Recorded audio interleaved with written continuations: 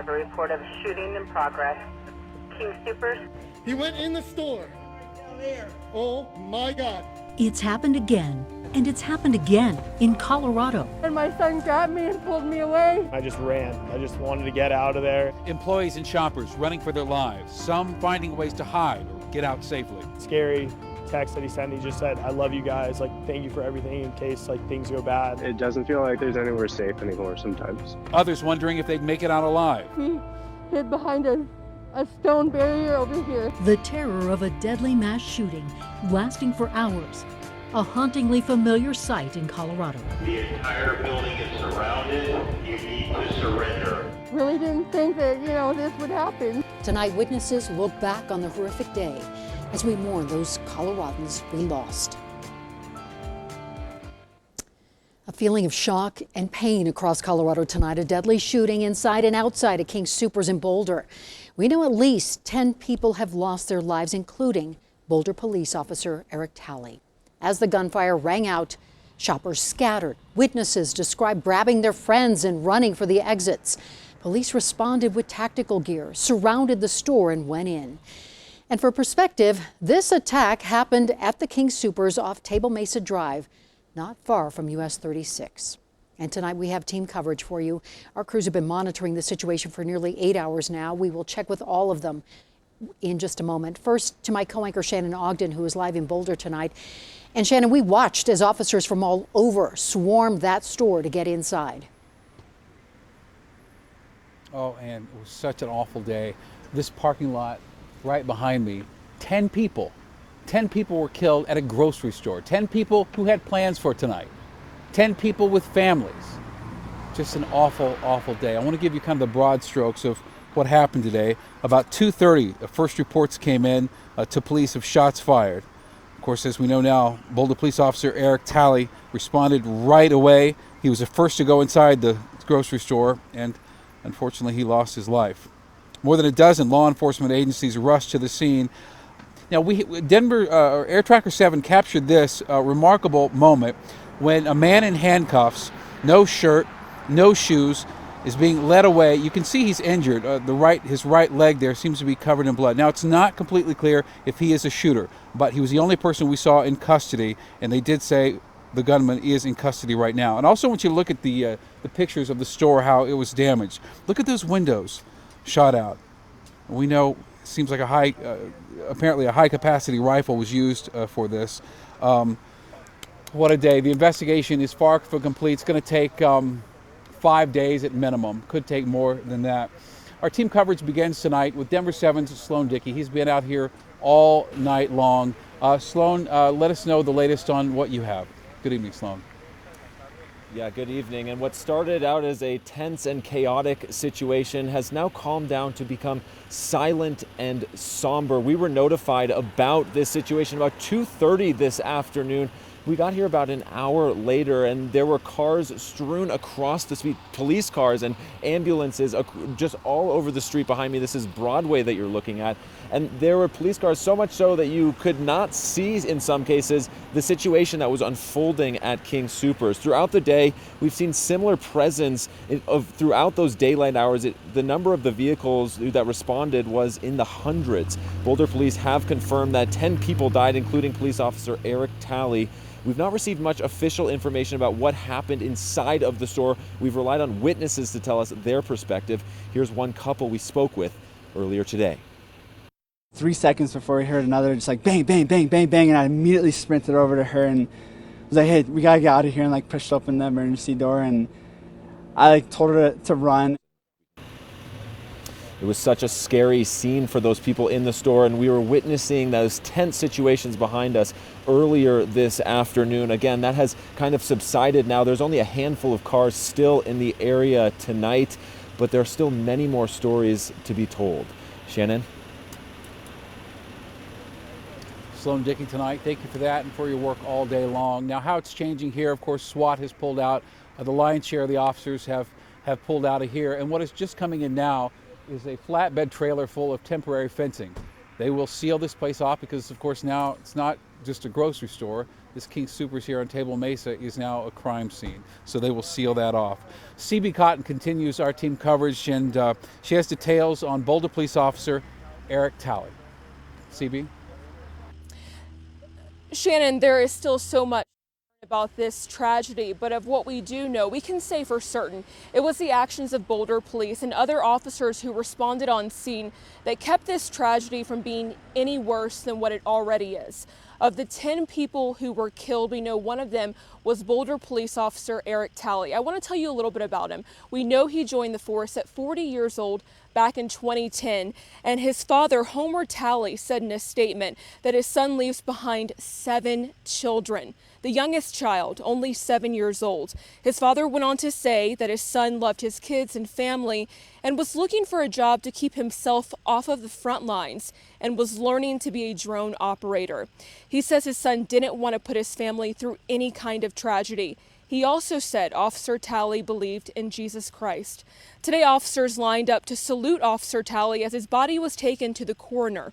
As for the other lives tragically taken, the Boulder Police Chief said tonight they're committed to processing the crime scene as quickly as possible.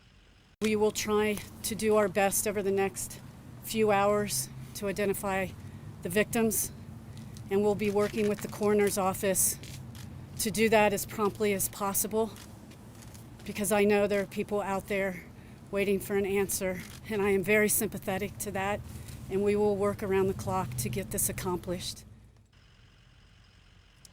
Of course, we want to continue telling our viewers that our prayers are with the family members tonight who lost loved ones in this horrific tragedy. No one should have to say goodbye to their loved one in this manner. And we express our condolences and our sorrow with those who are mourning tonight across the state. Shannon? Absolutely. Absolutely. Such loss. CB, thank you for that. When this first got word that this was unfolding, an active shooter, that's all we knew at this King Soopers.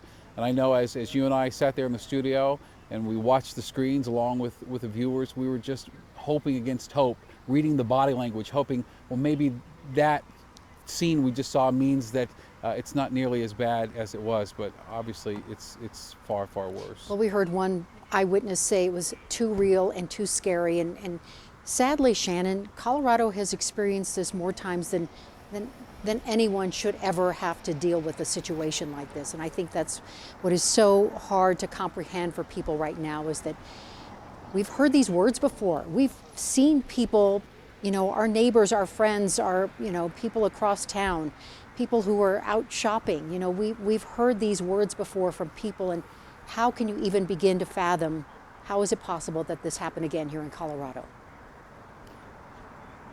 And in another place that you assume is safe. Right. A grocery store, we have a movie theater, we've had a school, all these places. And it's just so incongruous with what we know to be who lives here. This is the kindest, sweetest place I've ever lived in my life. And that nationally, I'm hearing from people all over the country saying, oh, again, that's not this place, yet it keeps happening here. Well, and it's so impossible to even reason how it could happen, you're right, in this beautiful state that people love and cherish so much, that people come from all over the world to enjoy, and then to not have any answers tonight. I think, you know, we're all really struggling with this, like, you know, the why, and even to know who died. We don't have those answers, and I know that police are doing their work, but it's so frustrating. I may have lost your audio, Ann. I forgive me if I'm talking over you. Let's continue our team coverage now. Denver 7's Addie Wood-Hardo, who has been speaking with witnesses all day, and you have had riveting stories from these people, Addie.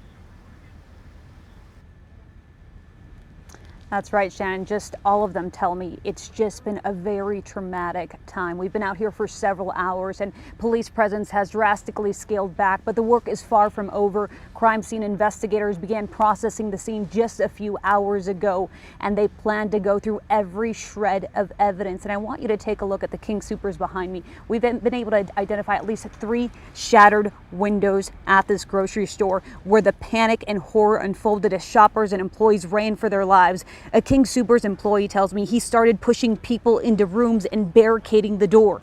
At least one shopper I spoke with believes she saw a victim dead, but they were unable to stop and render aid. Take a listen to the pain and the hurt in her voice as she recounted that moment.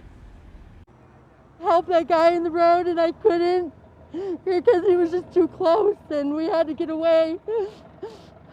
I didn't know if that guy was going to try to follow us because he shot at us and we were running, and I didn't know if he was going to keep coming towards us or not, so we just kept running and just trying to make sure that we were out of the way of anything. And I just wanted to get my last goodbyes, my last love yous, just in case, I wasn't able to say that to them.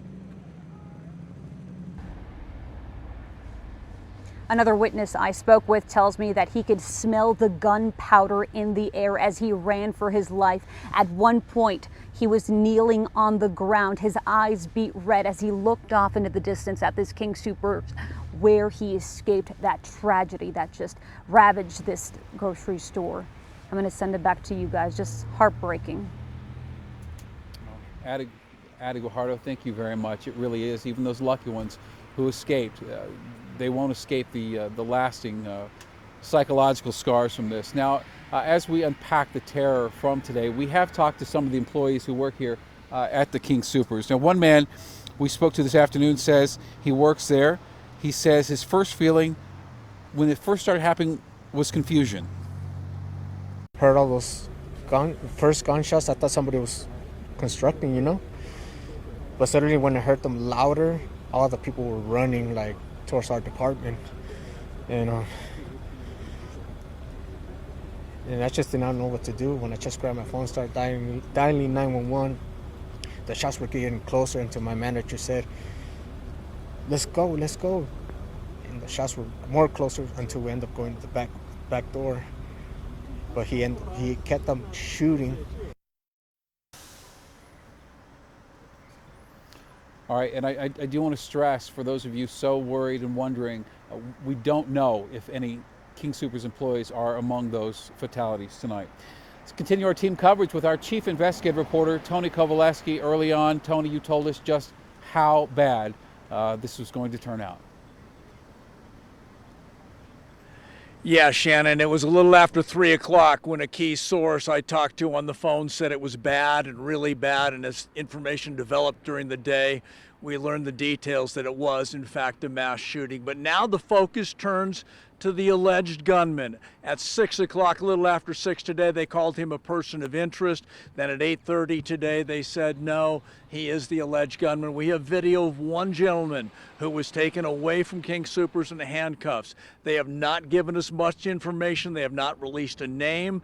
They have not said, in fact, that this is the gentleman, but we do know that they have the gunman in custody. He's in a hospital dealing with his injuries. We are told that if he needs treatment throughout the night, it's not likely he would be in court tomorrow. So the exact name we are not sure of at this point. A name is floating around among many sources, but we are not sharing that name right now. It's a name that is connected with threats to multiple individuals, public individuals that were threatened by the individual, by the man that may be in custody right now, but we are not sharing that name at this point until it is confirmed. We're told no court date likely tomorrow if he continues to be in the hospital getting treatment. But bottom line, the DA, the police chief, not releasing the name of the alleged gunman at this point. It's a name we are looking for, and we'll share with you as soon as that becomes public.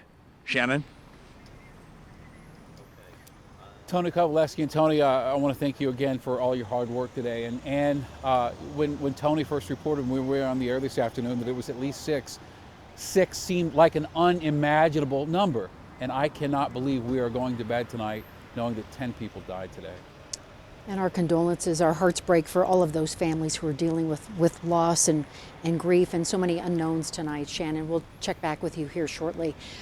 We also know President Biden has already been briefed on the shooting around 6:20. His press secretary confirmed that he would be kept up to date on any developments. We have not yet received an official statement from the White House. And as we head to break, we want to give you another live look at Boulder tonight. Certainly a very somber scene with emergency vehicles still out, still trying to come up with some answers. Our coverage continues in just 2 minutes. We will get reaction from leaders in Colorado after the violence that rocked our state today, plus how schools in the area are responding to these traumatic events.